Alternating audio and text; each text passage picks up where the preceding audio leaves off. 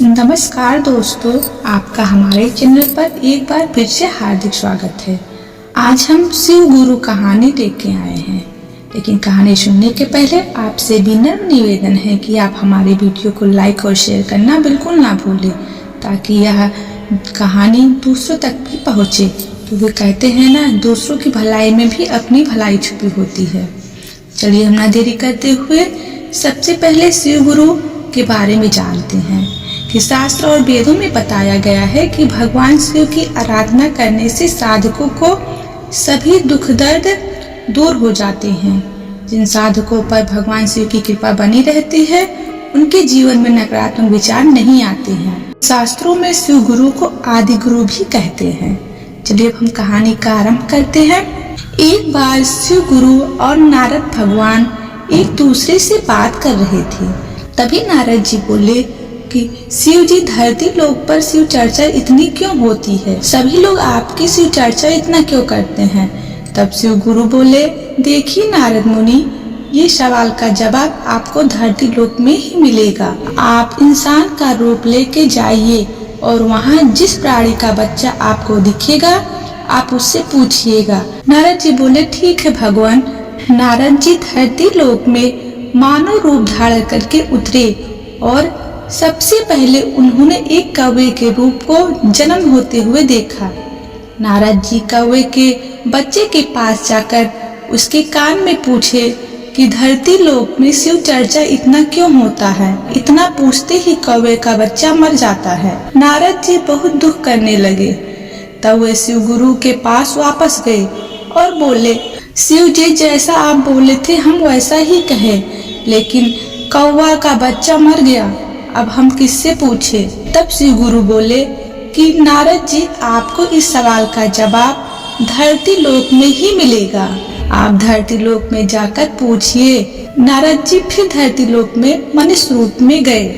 इस बार उनको कुत्ता का बच्चा पैदा होते हुए दिखा। तब वह कुत्ते के बच्चे के कान में जाकर पूछे, शिव चर्चा इतना क्यों होता है? शिव गुरु धरती लोक में इतना प्रसिद्ध क्यों है? तभी कुत्ता का बच्चा भी मर जाता है। यह देखकर नारद जी बहुत निराश हो जाते हैं। वे शिव गुरु के पास दोबारा जाते हैं और उनसे पूछते हैं कि शिव जी, आप तो बोले थे हम वैसे ही किए, लेकिन इस बार भी कुत्ता मर गया, अब हम क्या करें? शिव गुरु बोले कि इस सवाल का जवाब आप धरती लोक में ही ढूंढिए, वहीं आपको मिलेगा। तब नारद जी फिर एक बार बड़ी आशा के साथ धरती लोक में प्रवेश किए। इस बार उनको एक गाय का बच्चा होते हुए दिखा। जब वह गाय के बच्चे के पास जाकर पूछे कि शिव चर्चा इतना क्यों होता है, धरती लोक में सब लोग शिव चर्चा ज्यादा क्यों करते हैं, तो वह गाय का बच्चा भी वहीं मर गया। नारद जी बहुत निराश हुए और मन ही मन विचार करने लगे कि हम जिससे पूछे कि शिव चर्चा इतना क्यों होता है, धरती लोक में तो वह सभी मर गए, अब हम इस सवाल का जवाब शिव जी से ही पूछेंगे। नारद जी शिव जी के पास गए और नारद जी बोले, शिव गुरु, अब इस सवाल का जवाब आपको ही देना पड़ेगा।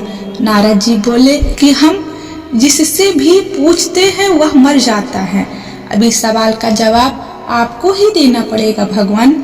शिव गुरु बोले, नारद जी, इस बार आपको निराश नहीं होना पड़ेगा, आप जाकर दोबारा धरती लोक में ही पूछिए, वहीं आपको जवाब मिलेगा। इस बार आप निराश नहीं लौटेंगे। नारद जी बहुत आशा और विश्वास के साथ धरती लोक में पहुँचे। इस बार उनको एक महल में एक राजा का बेटा जन्म होते हुए दिखा। राजा का बेटा बहुत सालों के बाद जन्म हुआ। कम से कम 5-10 साल के बाद उनका एक बेटा हुआ था। सभी लोग राजे के बेटे को देखने के लिए इच्छुक थे। राजा के दरबार में सैनिक पहरा दे रहे थे। तब नारद जी एक मुनि ऋषि का रूप धारण करके राजा की महल में पहुँचे और दरवाजे पर आए। नारद जी जो ऋषि मुनि का रूप धारण करके आए थे, वह सैनिक से पूछे, सैनिक जी, राजा के महल में इतनी भीड़ क्यों है, इतनी हलचल क्यों है? सैनिक बोले कि आपको नहीं पता कि राजा का बेटा बहुत सालों के बाद हुआ है, इसलिए इतनी भीड़ है। ऋषि मुनि बोले, क्या मैं भी राजा का बेटा को देख सकता हूँ? मुझे भी उसको देखना है। अब सैनिक ऋषि मुनि को मना करने लगे, वहाँ से जाने के लिए कहने लगे।